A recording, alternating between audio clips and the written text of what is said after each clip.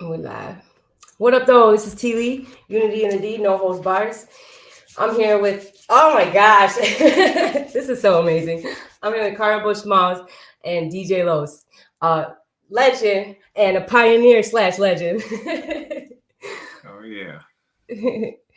It's such an honor to have you guys on my show. I can't wait to dig into y'all. I'm Likewise. and stuff. I know by the time Tammy's done with me, she's gonna make me feel real old. She's gonna ask me so many questions. you have so much.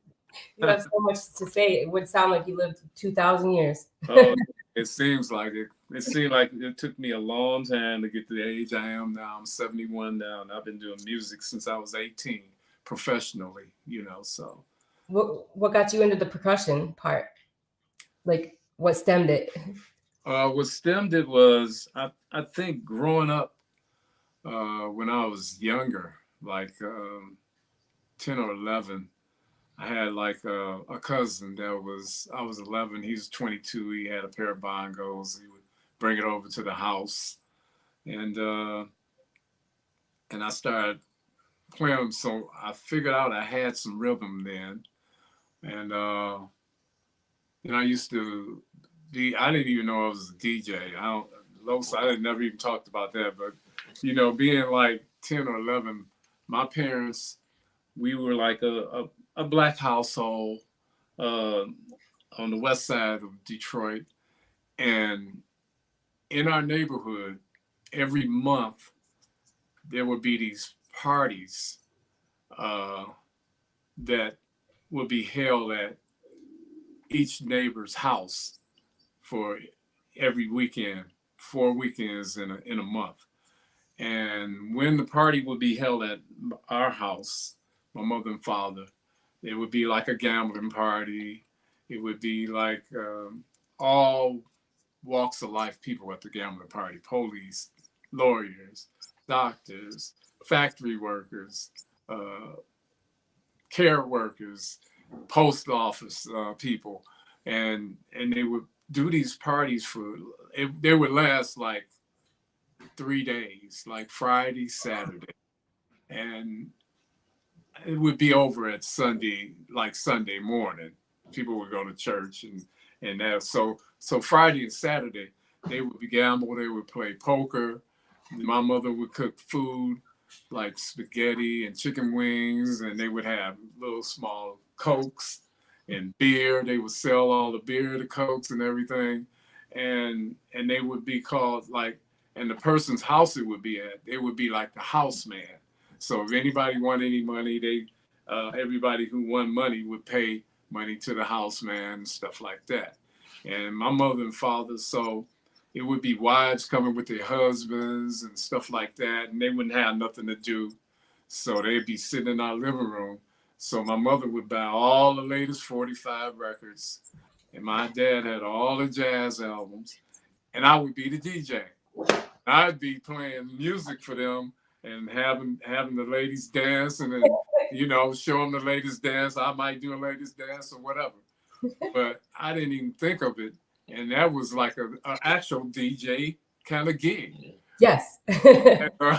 So DJ Butch. so I would do that for my mother and father every time that this little weekend that they would have, and so I would stay up till 2, 3 in the morning, just DJing and stuff like that. And, and then the next day I clean up for them and clean up all the mess, and they started all over again. My mother and my father, they would give me an extra few little dollars, I mean, a couple of dollars, $5 was good then. This was so far back.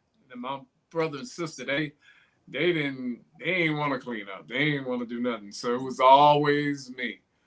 So you're cleaning and then throwing the party, you DJ. Yeah, so I'm like in there like going through these records and putting on all the latest Motown records and everything that was on the radio, and my dad's jazz albums. I'd be switching up the groove, between everything. And I did this when I was younger. So it got me interested in music. And So You're when not I just went a to, percussionist, yeah, when I went you're to a producer high and an school, artist. Oh, sorry. you Go know, ahead. nobody knew that I could really play these Ones and percussion twos. instruments. They knew not at all, and I got dared to go on the stage at a talent show, and that was that was history. And Was that at school? yes, at high What school, school was that? Cooley High. Okay. So the rest is history. And me and three other guys, we all left high school in our senior year and went out on tour, a major tour, with a Motown act called Undisputed Truth. And they had a hit record, Smiling Faces, which was a gold record. And so that started the career. And it's been 53 years that I've been doing music, That's amazing. still doing it, as we speak today. Yes. So that was the beginning for me. What got you to producing, and then you're also an artist. You do a lot in the studio. Yeah, So well, what got me into that was being one of them go-getter people that wanted to be part of the game. You like, I want to learn this. I want to do that. I had no mentors. I had nobody to teach me anything. I had the creativity to play percussion. That was a God-given gift.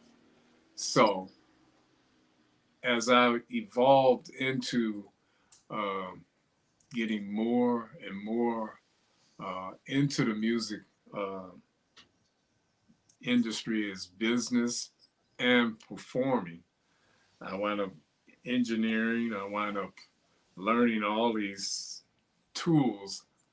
Everything was a tool for me. Um, and I can, my hearing is, I got pretty good hearing, which makes, um, I think that's the key for a producer yeah, is your hearing. yeah.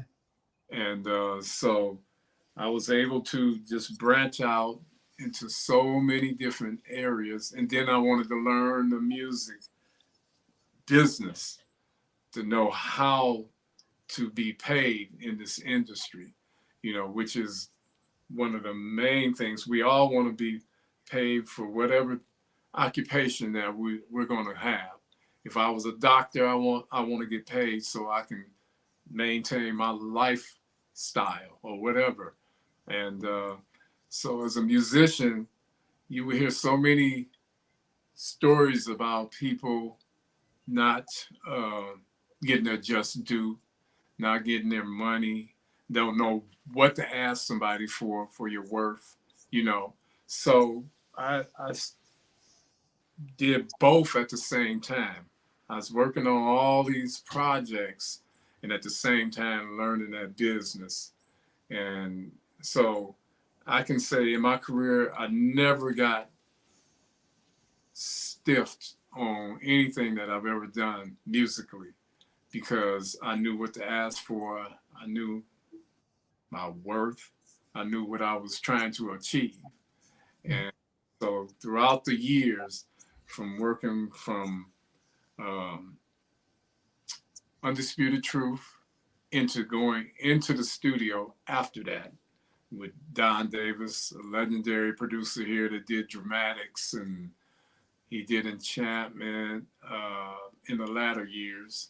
I would do all Don's percussion on his albums of the people he was producing, like Albert King and Johnny Taylor, Disco Lady, and then Parliament Funkadelic happened to be at the same studio, and then I got involved with Bootsy and the whole Parliament Funkadelic family, and then I would do other outside because my name started reverberating through the whole studio scene here in Detroit.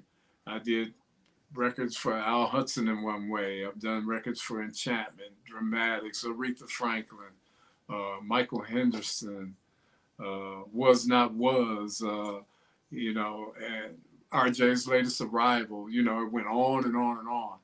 And So in developing all of that, I wanted to be getting into production, and I wound up being able to have my own record label locally, and I like working with the youth. Uh, Los was one of my first artists on the label, Easy B and J Los. You know, I brought back all these skills, because I would be traveling as I was doing all this music. I was traveling on tour with dramatics and different people, and I was in New York when the hip hop scene broke in New York. I would do the Apollo, and they would have a act. They would have a DJ on the show that would do intermission, and the whole audience was reacting to the DJ. The DJs were even before the MC. The MC was a accompaniment of the DJ, and Yeah.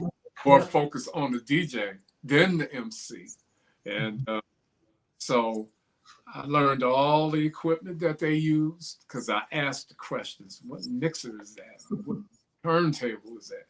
What cartridges you using? I brought all that knowledge back here to Detroit and took Los to Wonderland Music with me because I saw he was interested in it on a little turntable from Kmart or something, and I said, oh, okay, you interested in it? He said, yeah. I said, come and go with me. We went to the store.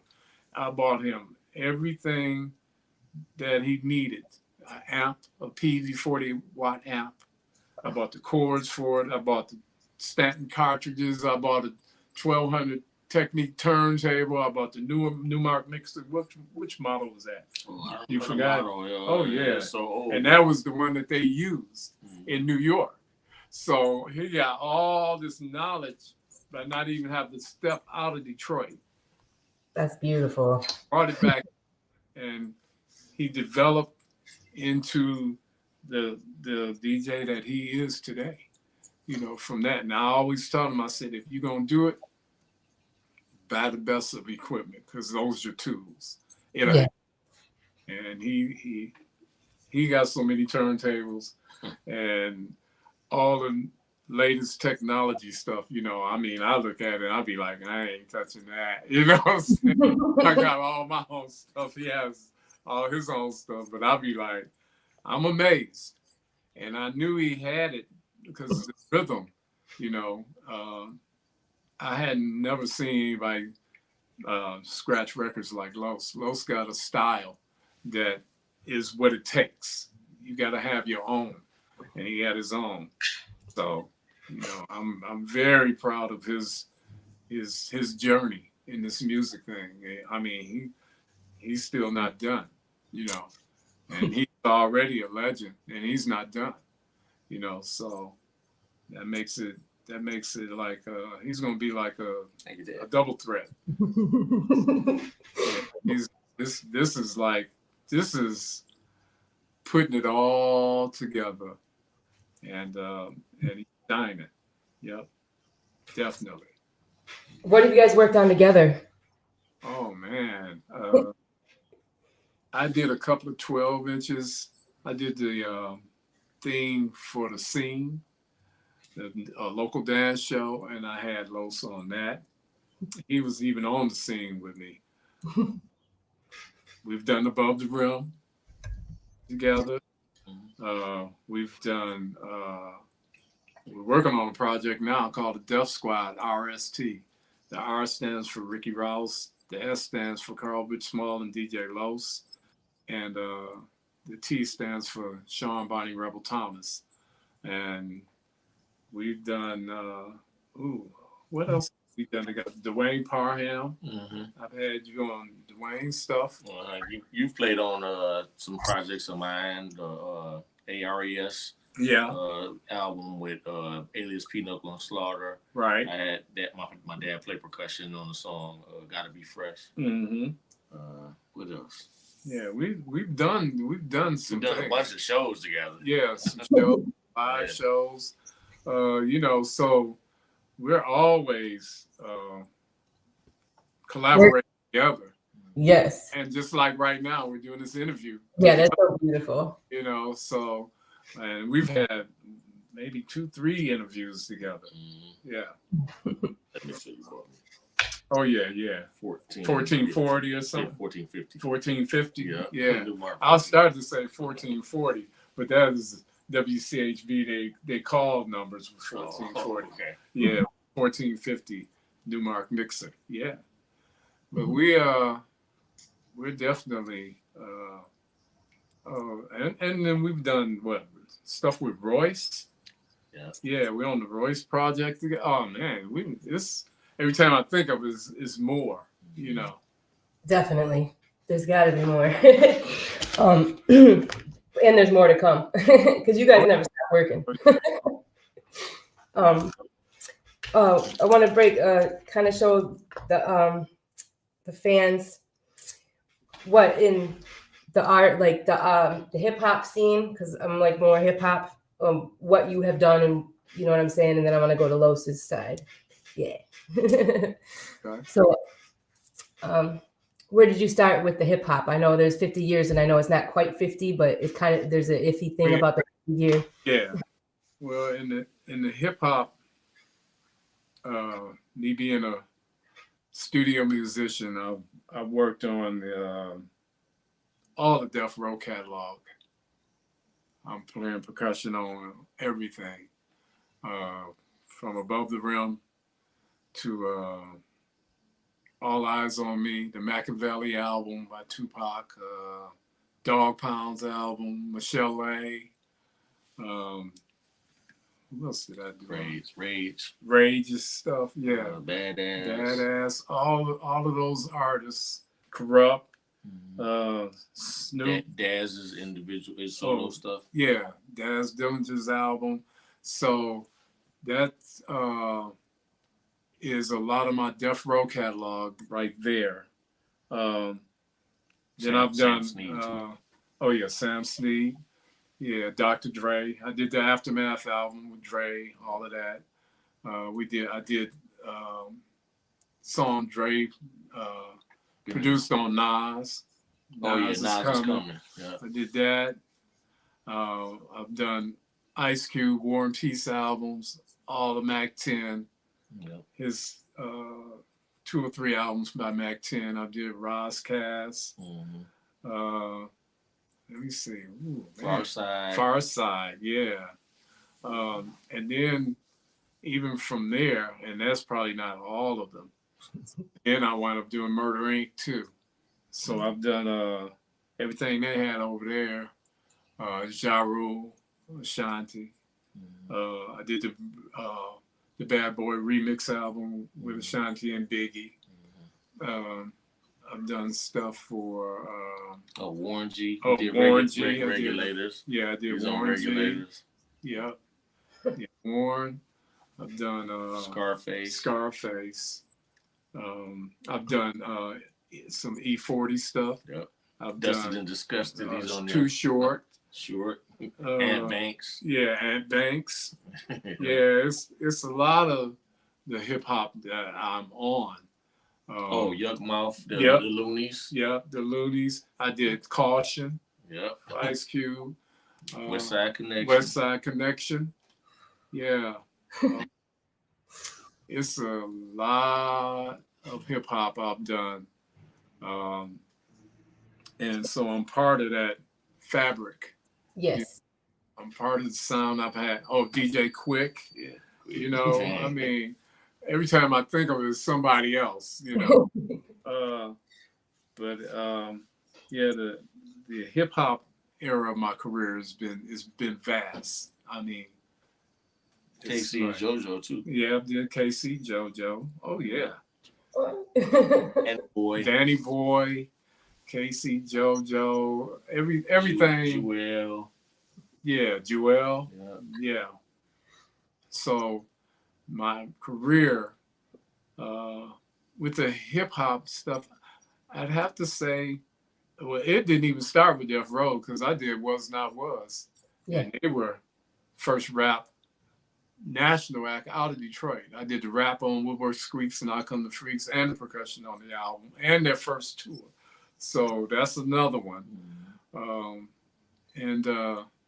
But pop. I've done Mariah Carey. I've done Christina Aguilera. I've done J-Lo. I'm doing Rihanna. I'm doing Kanye. I'm doing let me see what else. Ty Dolla $ign. Oh, Ty Dolla $ign. Yeah. You did Royce. Royce. the 5'9". Yeah.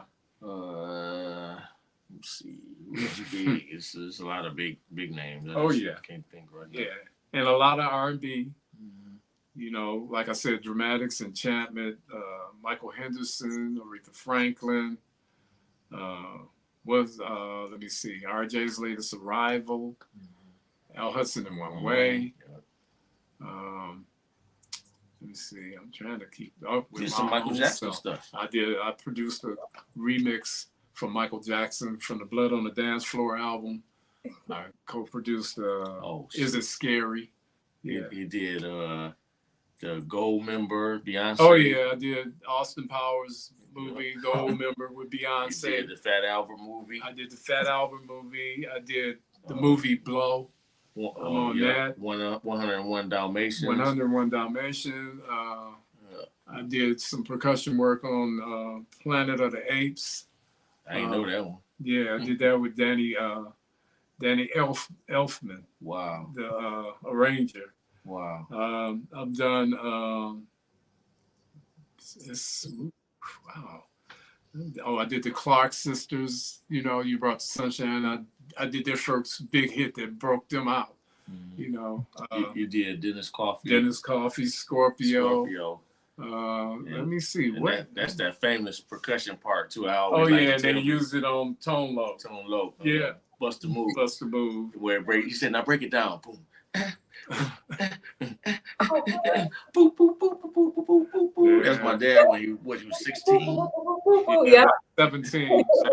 17. Yeah. Wow. Oh man, that's every time. See, it brings back a lot of. I did David Ruffin. I did, you know, and as I start thinking about all the albums, I would have to just take my phone and just go on there on Google and pull up discography, and then I can just name it all for you. You know, just tell us what you haven't done. Roger Trout. Roger, yeah. More bounce to the ounce. The famous claps. Hand claps. Parliament, Funkadelic. I did Bootsy's Rubber Band. Sweat Band. I had my own group with Maceo Parker from James Brown's band and Razor Shop. We were all in Bootsy's Rubber Band. That's where this star came from. I was in Rubber Band. So I've done a lot of body of work, and I'm still doing it, you know. With the Four Tops now. Oh, yeah. I'm their road manager. I tour with them. I do 90 shows a year on tour, live, you know. And so I'm very, very active in the music industry in all areas, you know, business-wise. My major, I'm a master percussionist. I can engineer, I can mix, I can, you know, perform it live. I can, whatever I got on record, I can do it live. And that's a lot of the people that I go on tour with, because I did their records, their hit records, and they want to sound like the record. So I would do concerts with them. But I'm grateful to be at the age that I am, and it's all been one whole body of one work, and it's music. And it's been around the world so many times, you know, year after year, so many stadiums, performance arts centers, theaters, all major venues, you know. And so I'm really blessed. I would have never thought that it would happen like that. Music wasn't my thought of being, once I was in it, it chose you. It chose you, really. Yeah. If we go back to when it was just put on, like, you know what I'm saying? It just manifested into you doing the block parties, and then. Oh yeah. It is. And if you're good at it. I had no clue. I just was doing something for my parents, and like I I had to think of that. I said, damn, I was a DJ. I didn't even think of that till last year. I said, oh man, I was a DJ and didn't even know it. Yeah, I'm using that in my interviews. Yeah, I had no clue. I was just doing stuff for my mother and father, you know, to entertain the people that wasn't gambling, you know, and sitting in the living room. So my mom said, you can be my, you know, play the records for me. She didn't call it a DJ. You know, she just played records for me, so I did that. Yeah. Yeah. What I have one thing to like. I know DJ Los is doing some things for the artist stuff out here, and I want to start doing something where we bridge the gap between the legends and stuff, and then the newer school artists that are out. You know what I'm saying? Because there's a gap that they don't know. You know, I mention everybody's names and they don't know who I'm talking about. Mm-hmm. So, like, if you could get the old heads, y'all can fix that, and we'd make sure it's insured. We're working on that right now. Oh yeah. Can I help with like the younger crowd? Yeah, we're working on that right. I was just with Sada Baby the other day. Oh, okay. And so, like, I'm trying to venture off into that arena, as far as the street hip hop, and be seen in those on that circuit, so that I could get some work over there, and then bring them over to the backpack side. Yes. We call it backpack rappers. Oh, okay. The new, not the new one. The younger people are more street oriented. Okay. Okay. And then the old heads, us. Yeah. We're called, like, we're all into it, like the artsy side of hip hop. Okay. And so they call us the backpack side. See, I have to ask you about these things. You know what I'm saying? See, because I take myself out of that realm. You know, because I'm doing these things with the Four Tops, with the legends. I just finished the new Smokey Robinson album that'll be out in another year, and things like that. So when I wanna get back into what's going on, I'll come to Los, and then I'll go below him to Trace, my younger son, and Trace's world. You know, all of those hip hop people. That's the Baby Tron, and people like that era. Baby Tron, Skilla Baby, Sada Baby, you know, all of the younger folks, and that's what my little brother, he listens to those. He listens to guys all of that, so that I do. So y'all family trio, like that's cool how you guys have the streets. You got the legends. You're out in the world. He's got DJ Los is out in the world. He's got the backpacks, and then he's got the babies, the little, you know, the little rappers. I call him little because LIL, little baby. Yeah, I'll ride with Trace in his vehicle with him, and then Los and Trace and all of them. I'll get in the vehicles with them, and they'll want to switch the station to something else. You know, they'll be like, "Oh, Dad, I know you want to listen to Soul Town or this and that." No, keep it where you got it at, because I'm listening to what they're doing, and then when I get in Trace's car, I'm in a whole nother world, because he got all this stuff going on, and I'm listening to all of it and picking out sounds and different things that I can use with what I'm doing for the new music that I am producing, you know. So it works. They, you know, I really appreciate being around them, so I don't have to take myself and try to figure it out. So you would say you guys learn off of each other. Yeah, they're already there. Yeah, that's beautiful. That's so dope. What was one of your favorite events that you and Los worked on together? You know, family. I think live, annually, I do this thing for the Detroit Record Company, which Bryce Small is in charge of. And I get to pick personnel and put together, it's called like a Legacy of Funk. And what I do is pick out songs from Parliament, Funkadelic, or Death Row, or whatever I want to do. And I pick the personnel, and I get to do these things live for the people so they can see how it's done. And the people are like, wow, and Los is there. So those shows that I do with Los with that, those are perfect. Everything is bringing everything full circle. You know, Oh, I get to yeah. have low scratching in the songs. I get to up, uh, not update the songs, but remix them live. You know, and I pick vocalists because I even sing as well. I have vocalists singing the backgrounds and stuff like that, and we perform these songs. And I have Kern Brantley on bass.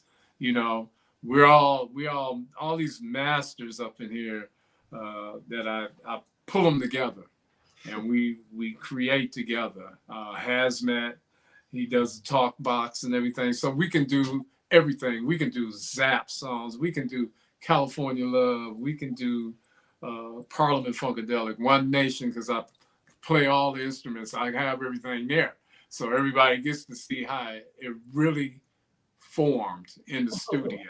You said that's annually? It's here, local? Yeah, I do it here annually at the garage. And Okay. we do it down at what, what's that? Eastern Market in Each Shed, month. what, 3 or something? 3.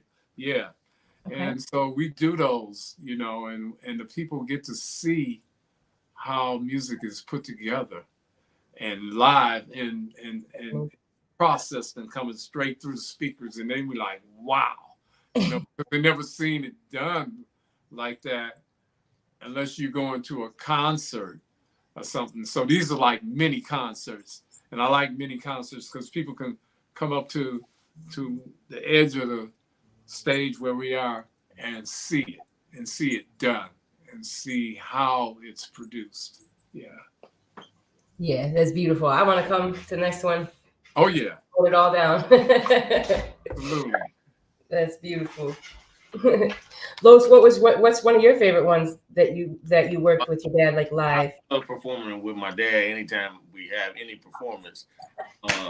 But my favorite one would have to be when Andrew had the Division Street Gallery, and I was able to play all of the hip hop records. I would spin the record, and then my dad would play the instrument that he's playing on the song, and we were able to magnify that to the people, and then people were like, "Oh man, I never knew that was your dad on that song." So I went through like a lot of his catalog with the hip hop, and that was fun for me because I'm a hip hop DJ, and so that's the hip hop is my life. So I love that genre.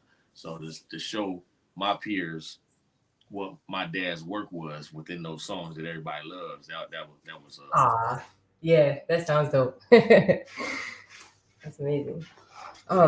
What Los, what do you want me to ask you questions about you, or just keep it with you and your dad? This is all We can go back and forth. That always right, because I'm up late. Well, I've interviewed you a handful. I'm gonna just keep on getting Los on here. I'm gonna ask your dad, what was one of your favorite songs to work on out of everything? Out of everything. Everything. Yep. Okay, let me think here.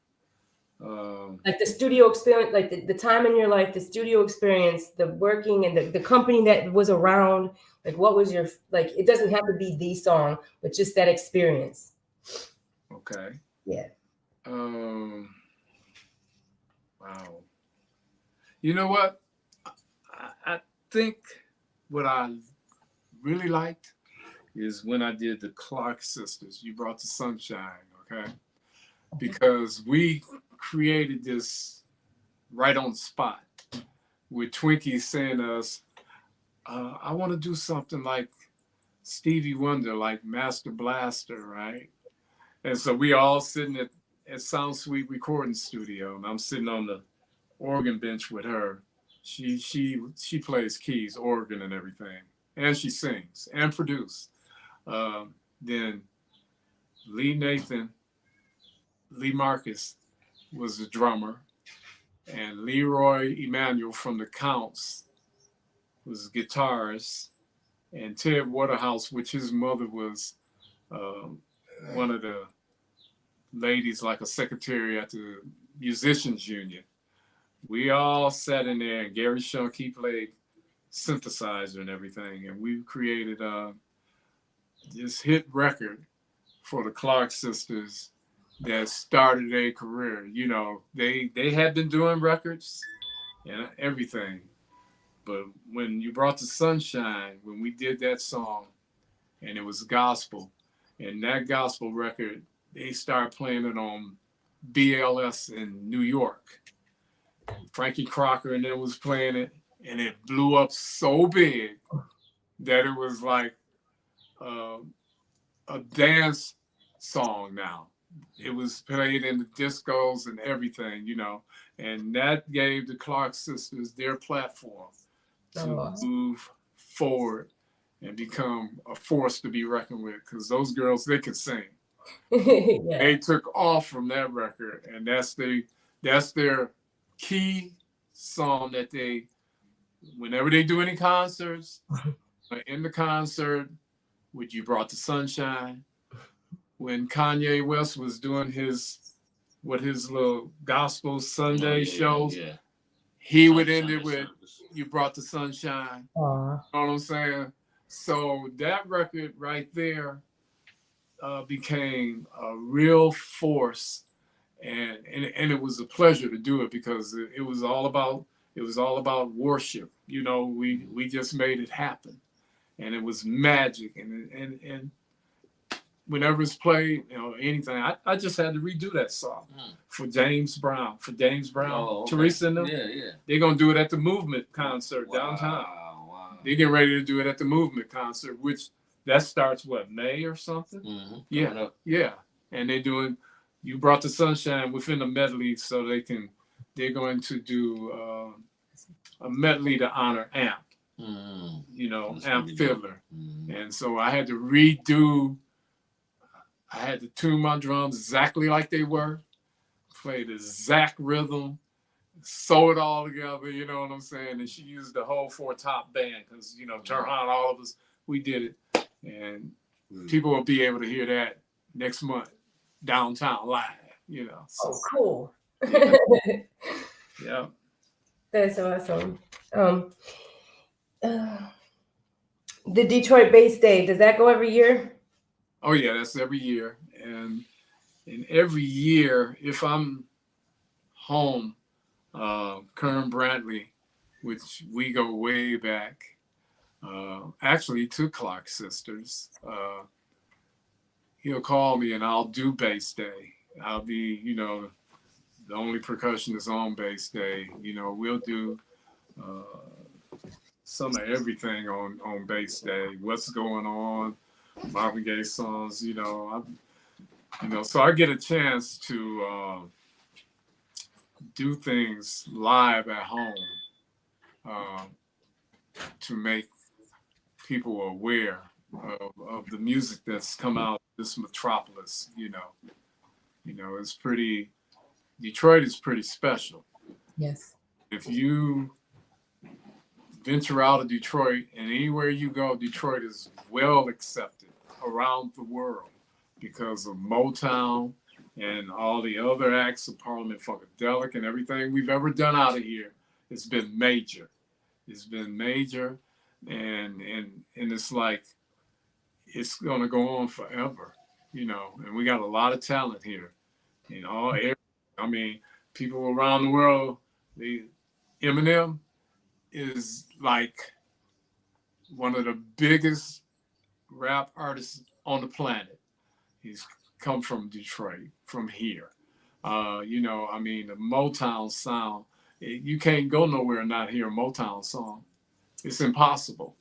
You know, I mean, people do it in karaoke. People play it in elevators, play it in stores.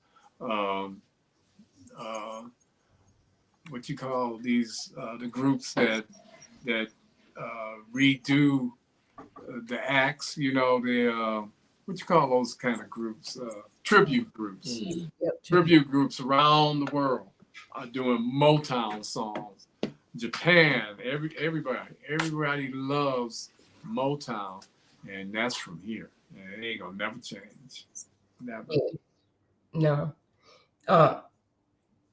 So Motown, yes. So DJ Lowe's like, so your dad's always so busy just doing what he's been doing for years. Mm-hmm. So when you're home base, you're trying to create like this huge what did you say you're doing? Because I saw you the other day at the mental health for hip hop or whatever. Oh yeah, that was a few weeks. That was about 2 weeks ago. Yeah, yeah. Yeah, and then you had mentioned something about doing the show and stuff. So can you explain a little bit more about that? Like you're gonna be bridging, like who's all gonna be there? Where is it? Do you have the date and the time yet? In the mental health, I don't think that's gonna be a show. I think they're gonna do another installment. Like a seminar or installment? Yeah, yeah, of like a panel hearing, and they're gonna continue to do it, and maybe probably try to do it monthly. But just to bring awareness to mental health. Um, not just hip hop musicians as well. You know what I'm saying? Like my dad mentioned, my uncle Kern Bradley, he was there on the panel with me. Him, Jerry Flynn, Jack Frost. Yeah. Who else? Amir Merciless. Jack Tatum, huh? Amir Merciless. Yeah, Merciless Amir. Yeah, yeah. I'm gonna be interviewing him as well. Yeah. That's my buddy. That's my bro right there. We got a song Okay. right now. We get ready to submit to Eminem. Ooh. So yeah, they mentioned him in the Hall of Fame. Eminem, when he got his Hall of Fame induction, he mentioned Awesome Dre and Merciless Amir. He mentioned their names. So, Right. pretty big, you know what I'm saying? So we started working on a track that we were trying to do for a project that I'm working on. And when he put a verse down, he was like, hey Los, I'm gonna try to write another verse. I said, well, we can always get somebody else on it. I know everybody. And then he's like, who are you thinking? And so I threw some names out there, and he was like, well, I was thinking Eminem. I was like, I wasn't thinking that big, but this does sound like an Eminem track right here. I can see him liking this. So we're going to attempt to get him, submit the track to him and see if he wants to use it for something he wants to do or whatever. So, I mean, that would be dope. Yeah. That would be fitting. So I'm keeping my fingers crossed. Yeah. So, do you guys have something planned together in the workings, like anytime this summer, any event? Because I know you guys be tapping in when you can. Another legacy of funk thing. Yeah, we definitely gonna do that. Yeah. And then like you said, we got to finish up the Death Squad project. Yeah. I got to put some scratching on a lot of those tracks. Yeah. All of them. And then I got some tracks to submit myself for the project. Yeah, we're gonna be definitely working. Oh yeah. Yeah, stay working. Pops, what are you working on now? What am I working on now? I'm working on an album. Artist named T Styles. We're working on the Death Squad RST album. Just finished Smokey Robinson's next album. I'm working on Four Tops album. Let me see who else. I just finished some tracks for Rihanna. I just finished some tracks also for Kanye West. Let me see, who else am I doing? So busy. Yeah, I'll be trying to keep up with my own self. How do you do it? How do you manage? I manage. Do you have a team behind you that Well, actually, I'm so used to doing it by myself. Mm-hmm. So used to doing it, and then I got 2 phones that keeps me busy. Then I got 13 people. I'm the road manager with the Four Tops. So I'm doing Four Top business. I'm doing Carl Butch small business.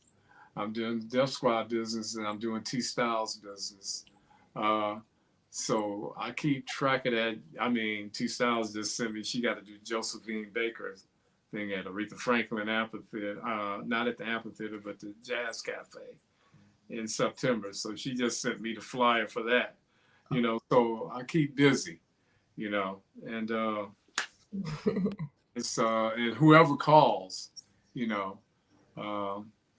that I may do percussion work on, you know, I'll take time to get that done.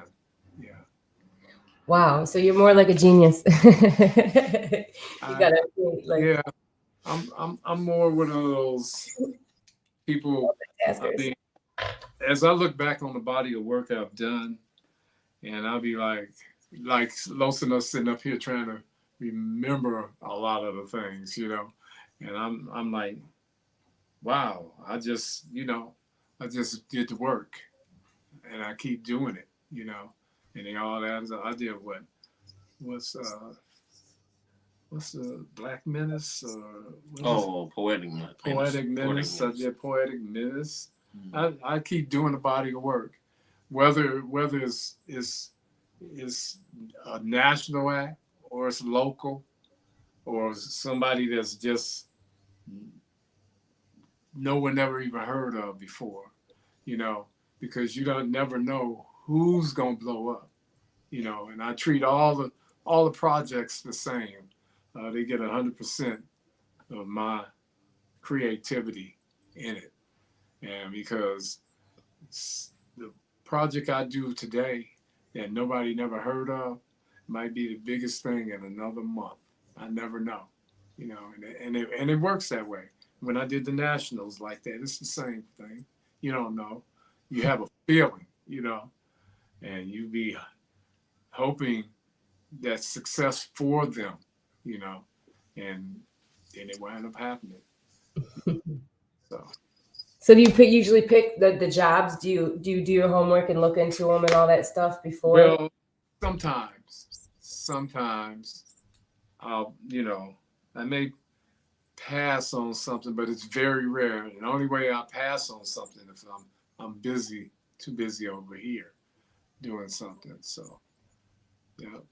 So you got to take like the lesser of the two and just kind of put it to the side or Oh pass yeah. it, Yeah. really. Like I just had to. I was gonna do the Dramatics concert August 31st in SoFi Field where the Super Bowl was held and everything. Big concert with Lionel Richie and everybody. But then the Four Tops, we went out to get 7 shows to go to England and Amsterdam. So I had to call the Dramatics, LJ Reynolds, and tell him I can't make that show, you know. So to cancel the plane ticket because I'll be going overseas with the Four Tops at the same time once I come back from Seattle. You know, so Is that all paperwork? Like, do you do paperwork to let them know, like, to you, so you have that movability? oh yeah, I have an itinerary. I have paperwork that tells me where I gotta do this, that, you know. And like I said, being a road manager for the Four Tops, I got 13 people that I'm in charge of, That's a from lot. hotel, tour bus to showtime to concerts to what we're wearing, you know, wardrobe. I have to let all the musicians know what colors to bring. You know, we may be gone on for 2 weeks. I'm getting ready to leave Wednesday, and I'll be all over on the East Coast, New York, Pennsylvania, West Virginia, Massachusetts, uh, where else? New Jersey. Yeah. So Nice. I'm going out on tour. Him back. Yeah. But yeah. So it's keep it going, keep it moving. Yeah, it sounds like you do. Um, oh, do you have any shout outs? My computer's about to die, and I don't know why. It's hot. Okay. Yeah. It's Well, really hot. So this sucks.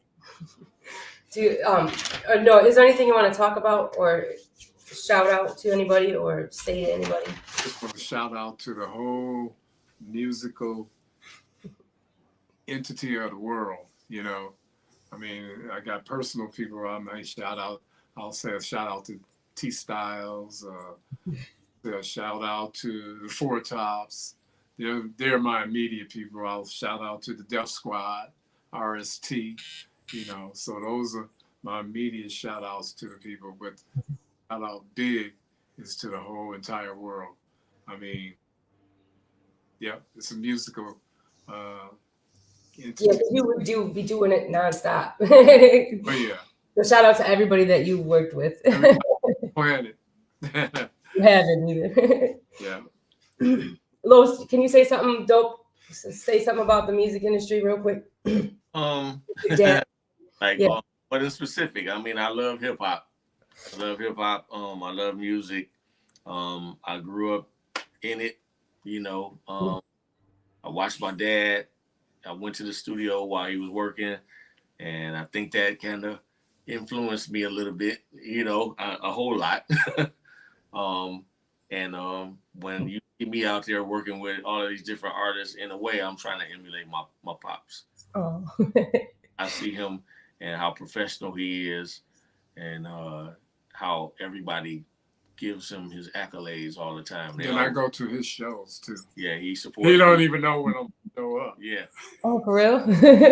He's teaching me how to play percussion now, you know. Oh, yeah. So, like, that's a big thing for me. You know what I'm saying? Because for years I didn't even attempt to really do it. Mm-hmm. And just look up and see my dad watching me try to play percussion like he plays it.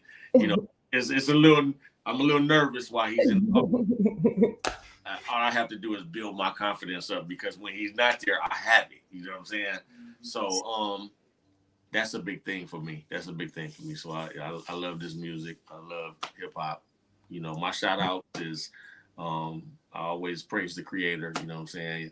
Praise Yah. You know, in the sacred Hebrew name. I wear his name on my wrist all the time. Shout out to the Creator, because none of this would exist without the Creator.